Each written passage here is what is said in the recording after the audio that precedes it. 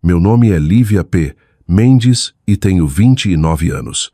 Há 3 semanas, meu namorado gritou: "Você não tem o direito de interferir na minha vida." 3 dias depois, quando ele voltou e viu o que faltava, não gritou nada. Apenas congelou na porta, olhou ao redor como se as paredes o tivessem traído e começou a tremer tanto que precisou se sentar. Até então, eu achava que tinha minha vida mais ou menos resolvida, não perfeitamente, mas o suficiente. Eu e o Tiago estávamos juntos há 4 anos, morando juntos há 2. Nos conhecemos na festa de aniversário de um amigo em comum. Nos conectamos por causa de um karaokê ruim, vinho barato e aquele tipo de riso fácil que faz você achar que encontrou algo real. E por muito tempo eu acreditei que tinha. Tínhamos rotinas, dividíamos as compras, manhãs preguiçosas de domingo, piadinhas internas bobas que só faziam sentido para nós. Falávamos em economizar para uma casa um dia. Falávamos em talvez adotar um cachorro. Eu comecei a ver Lu não como meu namorado, mas como meu futuro em uma camisa diferente todo dia. O problema começou há uns 6 meses, mas na época eu continuava minimizando tudo como algo inofensivo, porque é isso que as pessoas fazem quando têm medo de estar certas. O Tiago começou a sair mais com os amigos, o que eu não me importava. Não sou o tipo de mulher que acha que amor significa vigilância. Ele dizia que era saudável ter a própria vida, o próprio círculo, o próprio espaço. Eu concordava, até incentivava. A maioria das saídas era supostamente com o Lucas, um amigo da faculdade dele, mas alguns outros caras que eu tinha encontrado 1 ou 2 vezes. Noites de homens ele chamava, churrascarias, noites de pôquer, degustação de cachaça, passeios de fim de semana, coisas que soavam chatas o suficiente para serem incríveis. Depois começaram as viagens de fim de semana. A primeira foi em julho. 3 dias fora, aluguel de uma casa na praia, só os caras. Ele voltou mais bronzeado do que eu esperava para um fim de semana na praia, sorrindo para o celular de um jeito privado que me incomodou imediatamente, porque percebi que não via aquele sorriso direcionado a mim havia algum tempo. Perguntei como tinha sido a viagem. Ele me deu os destaques daquele jeito distraído, meio ausente, que as pessoas fazem quando falam por obrigação em vez de desejo. Foi ótimo, amor. Realmente precisava. Depois ele já estava em outro lugar mentalmente, rolando a tela, digitando, sorrindo para coisas que não compartilhava. Agosto trouxe outra viagem. Setembro trouxe 2. Em outubro, os pequenos detalhes estavam se acumulando rápido demais para que eu ainda conseguisse disfarçar. Ele começou a virar o celular para longe quando digitava mensagens. Mudou o jeito de se vestir para esses fins de semana casuais. Camisas novas, sapatos melhores, colônia que nunca usava comigo. Nossa vida sexual passou de regular para ocasional e quase desapareceu. E sempre que eu tentava conversar sobre isso, ele se fechava completamente. Estou cansado. O trabalho tem sido estressante. Nem tudo é sobre você, Lívia. Essa última doeu como um tapa, porque ele disse com irritação genuína, como se querer conexão do homem com quem eu morava fosse de alguma forma narcisista. O ponto real de ruptura veio há 2 semanas. Tínhamos uma viagem para uma casa na praia reservada no litoral. Eu reservei meses antes, paguei do meu bolso, planejei rotas de trilha, preparei uma cesta de piquenique, tirei folga do trabalho, toda a coisa romanticamente constrangedora. Eu sabia que precisávamos de tempo só nós 2. Tempo sem celulares, sem desculpas, sem os amigos. Eu estava na cozinha na noite de quinta, falando sobre sair cedo no sábado para evitar o trânsito, quando o Tiago, sentado no sofá com o celular na mão, interrompeu sem nem olhar para cima. "Ah, sobre isso", disse ele casualmente. "Eu não vou. Eu parei de me mexer." "O quê?" "O Lucas está organizando uma viagem esse fim de semana", disse ele. "Casa na praia." Eu já disse sim para ele. Por um segundo, eu honestamente pensei que ele estava brincando. Olhei para ele, esperando a piada, mas só vi irritação porque eu não ajustava imediatamente minhas expectativas ao novo plano dele. "Tiago, nós planejamos isso há meses", eu disse. "Eu pedi folga. A casa está paga." Foi quando ele finalmente olhou para cima, e havia algo nos olhos dele que fez meu estômago gelar. Não culpa, não hesitação, só irritação. "Você pode pedir reembolso ou ir sozinha?" "Não sei." "Você está falando sério agora?" Ele se levantou então, celular apertado na mão, já na defensiva. já pronto para uma briga que eu nem tinha começado. O quê?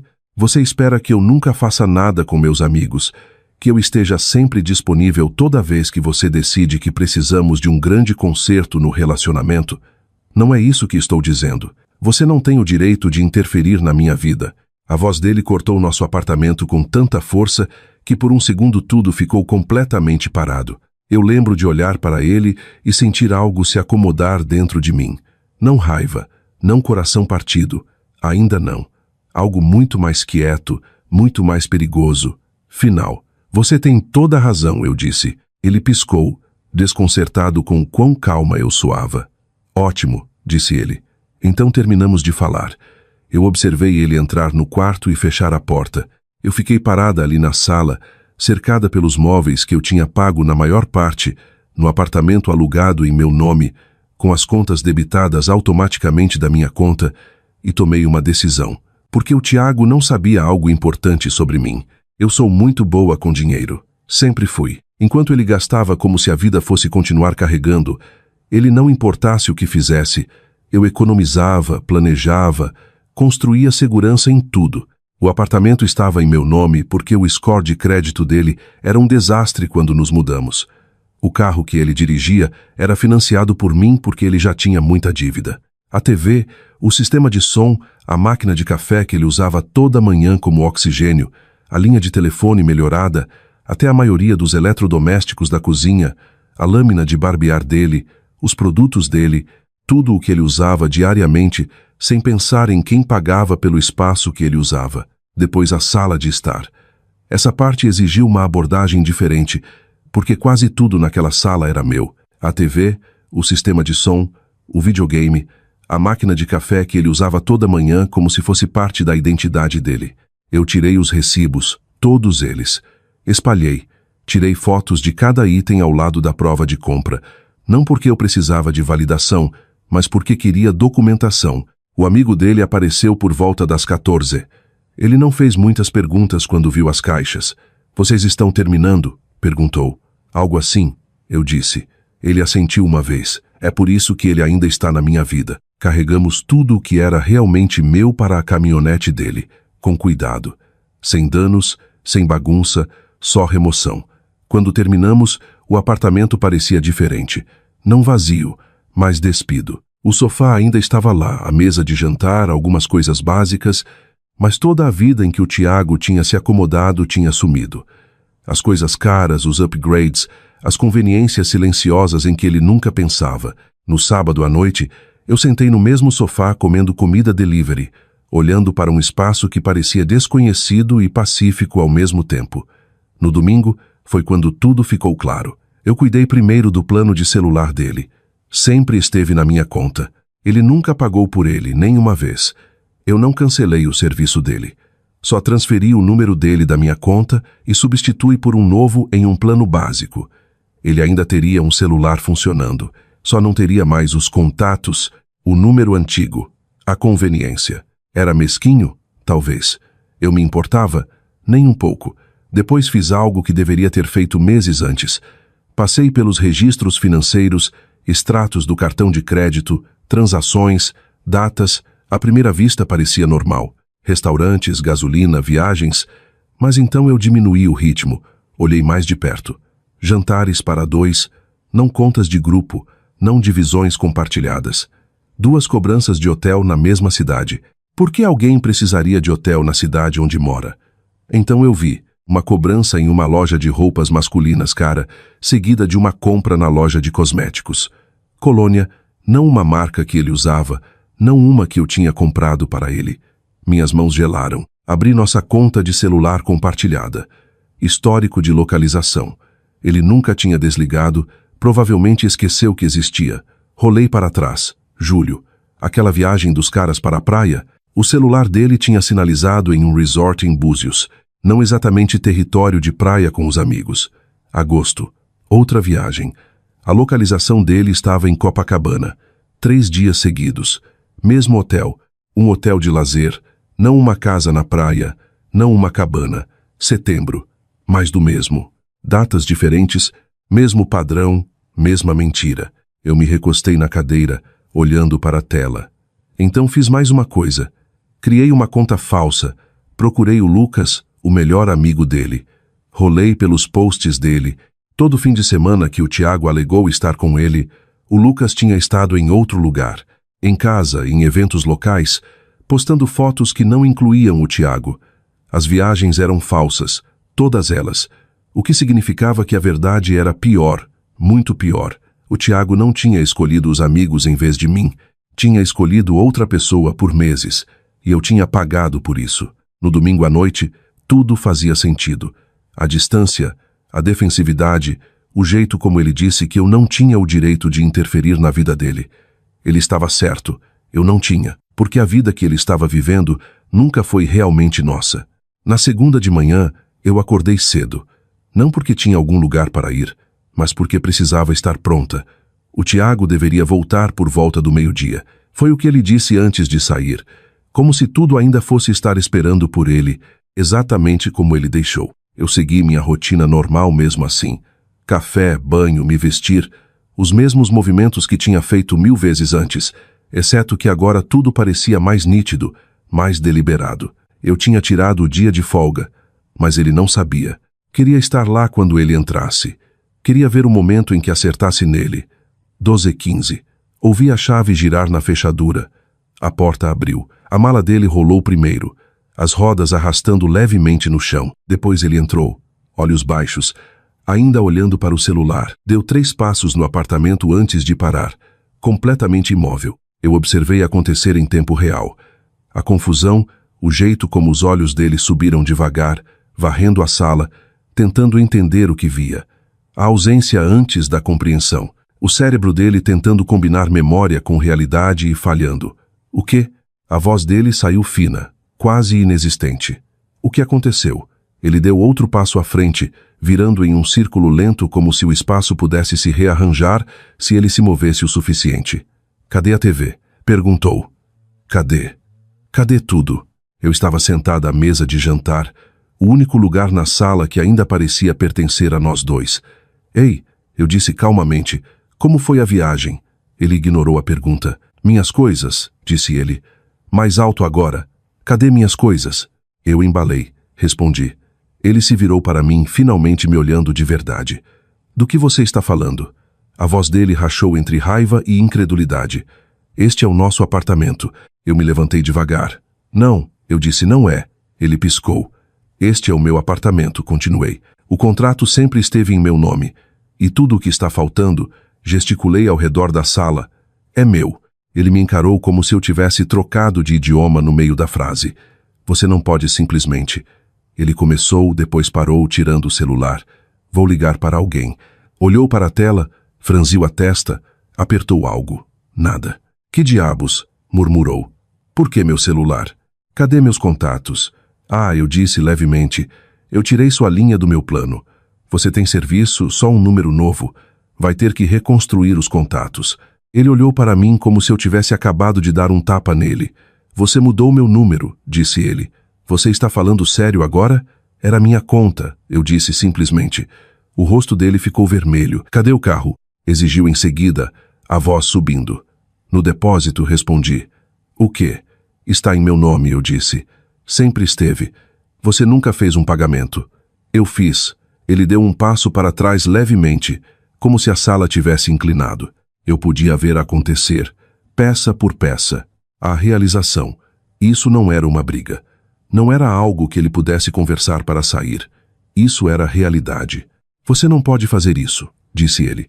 Mas não havia convicção por trás agora. Isso é ilegal. Você nunca esteve no contrato, eu disse. E o carro está em meu nome. Eu chequei tudo. A respiração dele ficou mais pesada, mais rápida.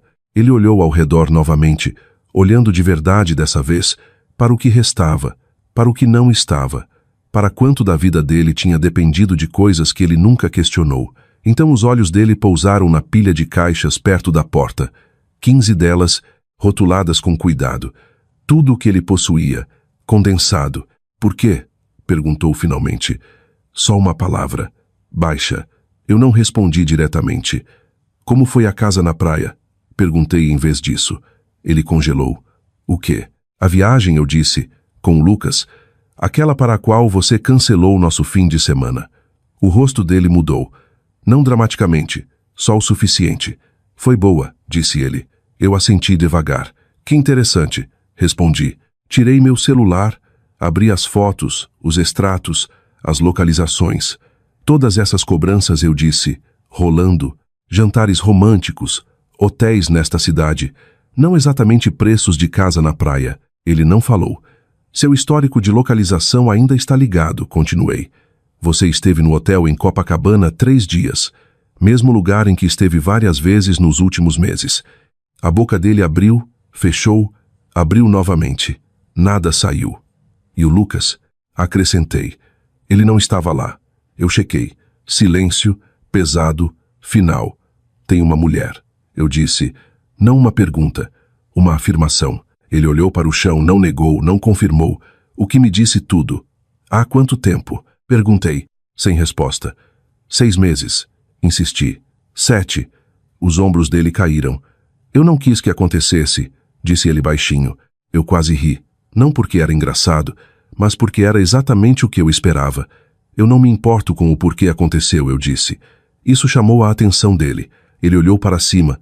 Me olhou de verdade, pela primeira vez desde que entrou. Eu me importo que você construiu outra vida enquanto vivia na minha.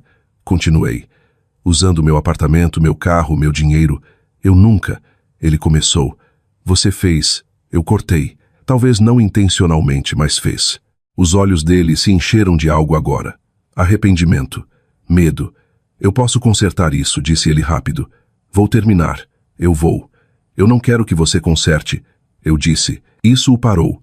Eu quero você fora. As palavras caíram. Forte. Ele sentou devagar no sofá, meu sofá. As mãos dele tremiam enquanto passava pelos cabelos. Para onde eu vou? Perguntou. E pela primeira vez, ele soou exatamente como eu me sentia há meses. Perdido, incerto, dependente. Eu caminhei até a porta, pausei, depois me virei para ele. Você disse que eu não tinha o direito de interferir na sua vida, eu disse.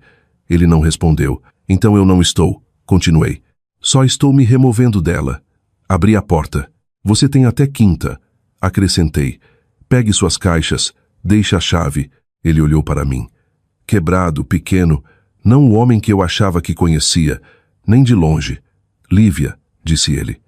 Eu não deixei ele terminar. Dê um jeito, eu disse. Então saí. E dessa vez não olhei para trás.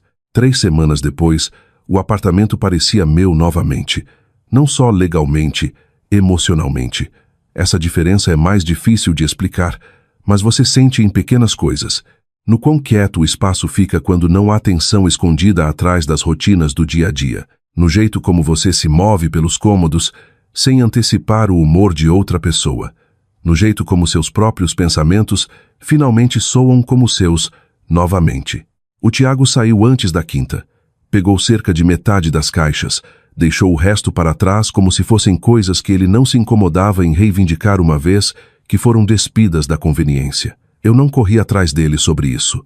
Doei o que ele não levou. Roupas, sapatos, itens aleatórios que um dia fizeram parte de uma vida que não existia mais.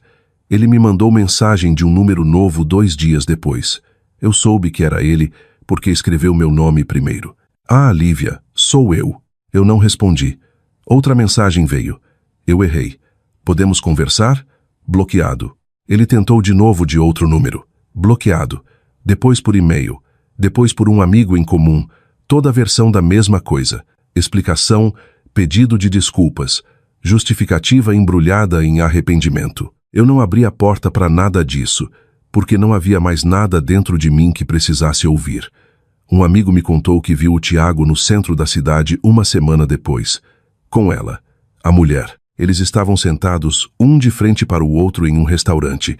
E segundo o amigo, o Tiago não parecia um homem que tinha ganhado nada. Parecia tenso, distraído, como se estivesse percebendo tarde demais que a versão dela que ele construiu na cabeça não combinava com a que estava sentada na frente dele. Eu não fiquei surpresa. Casos não sobrevivem bem à realidade.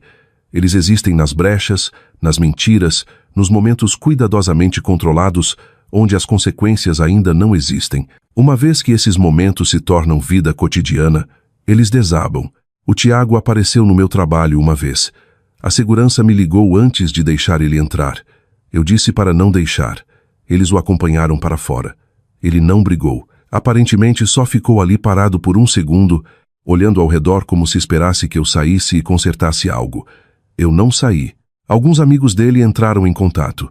Alguns bravos, alguns solidários, a maioria confusos. O Lucas até me ligou. Eu não sabia, disse ele, e eu acreditei. Porque quando eu contei o que o Tiago tinha feito, houve um longo silêncio do outro lado da linha. Depois ele disse, não é quem eu achava que ele era. Não, não era. Não a versão que nós dois conhecíamos. Outra amiga também me mandou mensagem. Pediu desculpas. Disse que não fazia ideia que o Tiago usava o nome dela como cobertura. Isso doeu mais do que eu esperava. Não porque eu me importava com a opinião dela, mas porque confirmava o quão calculado tudo tinha sido. O apartamento mudou devagar. Eu trouxe minhas coisas de volta do depósito. Arrumei do jeito que eu queria, não do jeito que tínhamos comprometido, do jeito que eu realmente gostava. Móveis diferentes, layout diferente, energia diferente. Parou de parecer algo compartilhado, começou a parecer algo conquistado. Os pais do Tiago me ligaram. Isso me surpreendeu. Eles soavam cansados, preocupados, confusos. Aparentemente, ele estava pedindo dinheiro para eles. Bastante. Queriam saber o que aconteceu. Então eu contei, tudo. Não com raiva, não dramaticamente, só a verdade. Quando terminei, o pai dele não disse nada por um bom tempo. Depois disse, obrigado por ser honesta. E desligou. Acho que o Tiago não conseguiu o dinheiro. Quanto a ele e a outra mulher, eles ainda estão juntos. Pelo que soube por último, o que diz mais do que qualquer coisa que eu pudesse dizer, porque pessoas assim não ficam juntas por amor. Ficam porque sair significaria admitir que destruíram algo real por algo temporário. E essa é uma verdade que a maioria das pessoas não é forte o suficiente para enfrentar. Às vezes as pessoas me perguntam se eu me sinto mal, se fui longe demais, se poderia ter lidado diferente. Talvez. Talvez eu pudesse ter só terminado com ele, deixado ele ir, saído quietamente. Mas aqui está a parte que ninguém entende a menos que tenha vivido. Ele não só traiu, construiu outra vida enquanto vivia na minha. Usou meu espaço, meu dinheiro, minha estabilidade para sustentar algo que me excluía. E esperava que eu continuasse fazendo isso. Isso não é só traição. É senso de direito e eu não me arrependo de ter tirado isso, nem por um segundo. Agora, quando eu acordo, tudo é meu. O espaço, o silêncio, as escolhas. Não tem ninguém mandando mensagem para outra pessoa pelas minhas costas. Ninguém saindo para viagens de fim de semana que não existem. Ninguém me dizendo que eu não tenho o direito de fazer perguntas na minha própria vida. Ele estava certo sobre uma coisa. Eu não tinha o direito de interferir na vida dele, então não interferi. Só me removi completamente dela. E pela primeira vez em muito tempo eu me sinto livre.